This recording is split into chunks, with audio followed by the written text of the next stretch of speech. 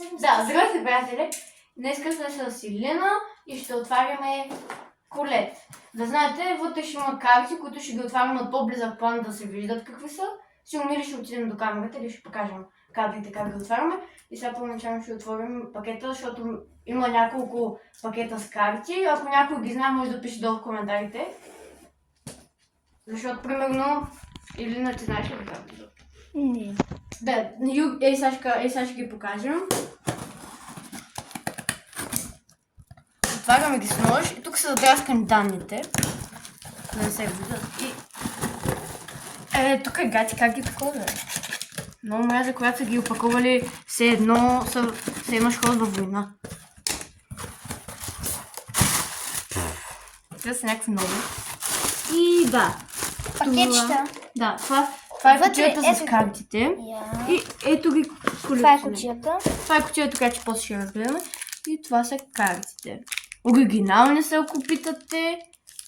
И да, вътре може да намерим най-скъпата карта от 25 лева. После ще ги видим, ако има някоя интересна карта. Така слагаме отново. Малко тук е непрофесионално пръсти мърсти. Да. Кутията първо... Да се омекотят, защото да не се смачкат. Да вземем пространство, защото ако някой ритне тая кутия, поне това да го омекотят. Примерно. И сега започнем с това.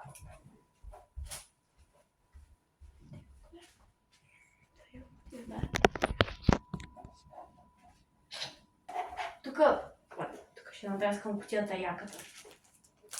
Първо ще го отворим кутията. Ето да видите отблизо каква е хубава. Мисля, че е синя, тъмно синя, ако не се лъжа дано, защото това мислех, че...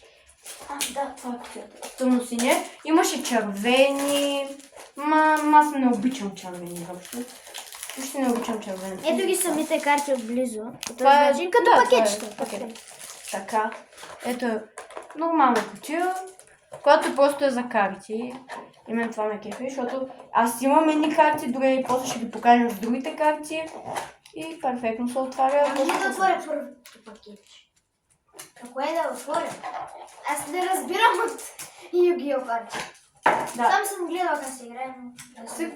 Кутията после ще сложим вътре нещата. Само че от близък план ще ви покажем. Ето тук сега ще отворим първа пакет карти. Така. И сега ще ги обръщаме една по една. Първата е... Много яко изглежда и са оригинални. Ето тук показва дали са оригинални. Втората. Общо ето те се вика всичките. Би трябвало ето тази, която се отразява. Би трябвало тя да струва пари. Ето тук сега ще таковаме отстрани. Ето тук ще оставим отстрани. После ще ги проверяваме. Вижда ли се отразя? Не, тук не се виждат отражения. Значи те са нормални карти. Де се вика не струват пари, но би трябвало тази да струва. Би трябвало. Всъщност, да кажа, моите карти изглеждат много по-зле, защото са на 10 години или повече. Бях си ги открила и си ги отварях. Иначе всичките карти изглеждат много яко. И другите пакетчета и сега ще ги отворим. Тази карта после ще я проверим в интернет колко струва и сега или на... Съдърната в отваряне. Така. То си е тая, давай, направо. Късе. Бенг, бенг, късай! Просто да не се видят картите. Не ги гледам. Добре, идеално. Така, това да. Нека, би на трябвало 3. последната карта да е много яка. 2, 3. Първата е... Тотем Бърт. 3 звезди. Тази мисля, че не струва пари.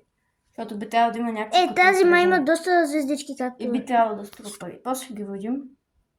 Изглеждат повечето и яко, имаме и още едно пакетче и там. Третата. Някакво око. Доста яко изглеждат. Също може има шанс да видим как се играе. Честно, аз не знам точно как се играе много с тези карти. Това е доста звезди.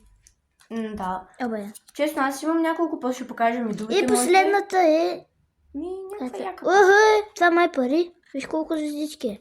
Да, имаш. И тази е звезди. Не, виж, тук се отражава. Виждаш как са такова. Жимо. А тук тая не. И затова мисля, че тази ще струва пари. Поне около 10 стотинки би трябвало. Защото най-ефтината аз имам една, която струва пари. Тя също е оригинална, но мисля, че струва си около 50 стотинки. То сигурно е преди. Преди. Сега сигурно левче. И сега сега ще отварям това пакетче. Добре, сега и аз ще отворя последното пакетче. За да се паднат някакви яки карти. Тази пак няма такова, няма отражение, де се вика. И не струва пари. Но иначе мен много ме кефи картите просто. Не дали струват пари. И без това вече си имам кутийка за картите. Ако се чудите, защото винаги... Тази е. Тази мисля, че струва пари. Ако се чудите защо някои се отразяват, ама то просто светлината навън. Да, просто някой път светлината. навън. Но иначе тук, като видиш, изглежда като дъга, изглежда. Да, като дъга. Затова правя така, някой път ги местя. Тук се вижда много по-добре, между другото. Да, иначе наистина... Ето тези карти сега ще ги проверим, защото изглеждат много яко. Плюс това има такова като отражение или аз не знам как се казва. И сега ще ги видим и ще ви покажем и двете карти. Общо двете струват 8 лева, тази струва 4 лева и тази около 4. Може би 3 и нещо да кажем. И двете са някакви скъпи карти доста. Дори потърсихме в интернет, повечето излизат колко струват и колко можеш да си ги закупиш. Тоест дето се вика горе-долу не заслужава си, поне за мен. И ето ги старите ми карти. Тази също струва пари. Тези са си обикновени. Някакви стари обикновени карти. Иначе те са от много отдавна, дори не се сещам кога съм ги вземала. Ако искате, може да си забавите клипчето да ги прегледате всичките. Поне тук има около 4 карти, поне. И сега вече ще имам място къде да си ги слагам. В дек кутията. Да, тя е дек кутия, но аз няма да игра с тях, ами просто ще си ги колекционирам там. И ето тези карти ще ги сложим така с другите и ще ги сложим така. Те, които струват пари. Деца вика, тези дето са скъпи. И сега ще ги сложим тук.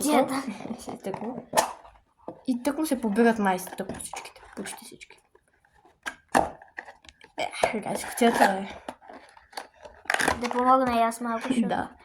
И вече си имаме кутия с карти. Сигурно ще направим още видеа, ще купим пак такива пакетчета, които са...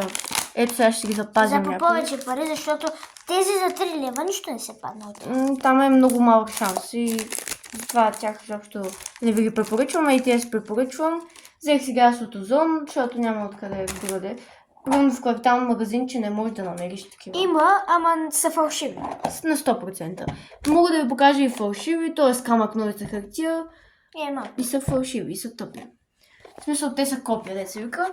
И това беше от цялото видео. Чао!